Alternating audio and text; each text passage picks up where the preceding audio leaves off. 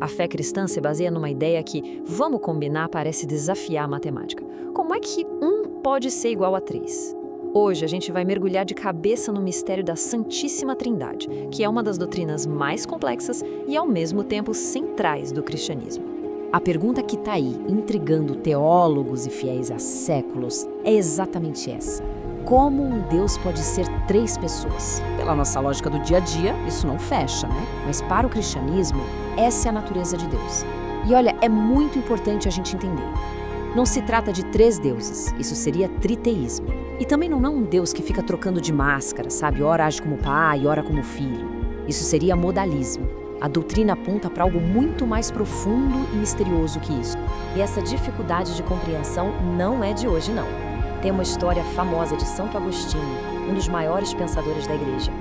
Dizem que ele estava caminhando na praia, quebrando a cabeça para tentar decifrar a Trindade. Aí ele viu uma criança tentando colocar toda a água do mar num buraquinho na areia.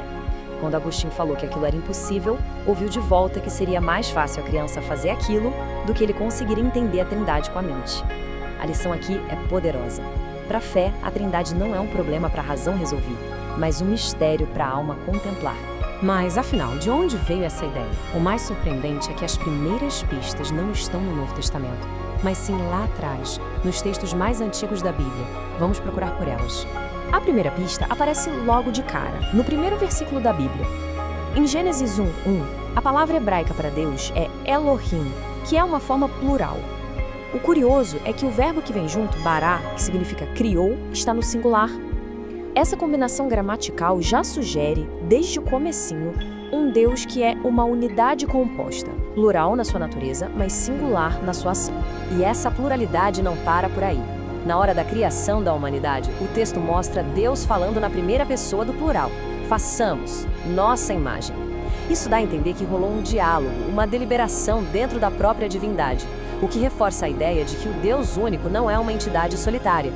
Bom, essas pistas do Antigo Testamento prepararam o terreno, mas foi num rio, já no Novo Testamento, que o mistério começou a ser revelado de um jeito muito mais claro. E o momento foi o batismo de Jesus. A cena do batismo de Jesus é talvez a imagem mais nítida da Trindade em ação. As 3 pessoas se manifestam de um jeito bem distinto e, o mais importante, ao mesmo tempo. A gente tem o Filho, Jesus, ali na água, o Espírito Santo descendo de forma visível como uma pomba sobre ele, e a voz do Pai declarando seu amor lá do céu. As 3 pessoas estão presentes, agindo em perfeita harmonia, mas são claramente distintas umas das outras. Para a teologia cristã, esse é o momento em que o mistério é revelado abertamente.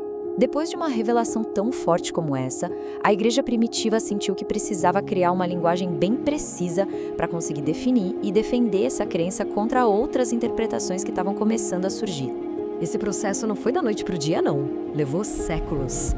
Tudo começou por volta do ano 200, quando o teólogo Tertuliano usou pela primeira vez a palavra Trindade. Depois veio o marco. Em 325, o Concílio de Nicéia declarou que o Filho é da mesma essência do Pai.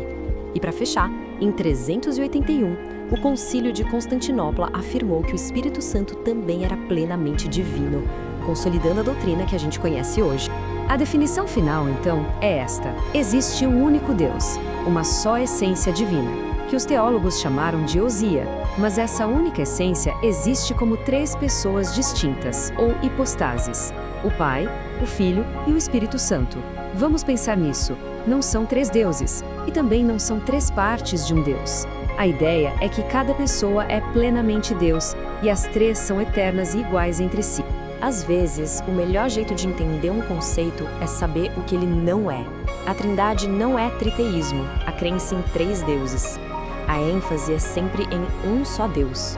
E também não é modalismo, aquela ideia de que Deus é uma pessoa só que usa máscaras diferentes dependendo da situação. O batismo de Jesus, com os 3 presentes ao mesmo tempo, meio que já resolve essa questão, né? Mas no fim das contas, por que essa doutrina tão abstrata é tão importante assim? Porque ela é considerada o alicerce da fé cristã, e não só uma questão teológica complicada. A Trindade é central por vários motivos. Ela define quem Deus é, explica como o Pai, o Filho e o Espírito Santo se relacionam e atuam juntos na salvação. É o que fundamentalmente diferencia o cristianismo do judaísmo e do islamismo. E é tão essencial que o próprio Jesus instruiu que os discípulos fossem batizados em nome do Pai e do Filho e do Espírito Santo, unindo as três pessoas em um único nome. Os escritos do Novo Testamento, como essa citação do apóstolo João, reforçam que a relação entre o Pai e o Filho é inseparável. Negar um é negar o outro. Para a fé cristã, reconhecer a divindade do Filho e sua relação com o Pai não é algo opcional, é o centro da crença. E assim, a gente volta para a pergunta inicial. É uma contradição lógica ou um mistério divino? Para o cristianismo, a resposta é clara. A Trindade não é um quebra-cabeça para a mente, mas sim a revelação de que o próprio Deus é, em sua essência, uma eterna comunidade de amor.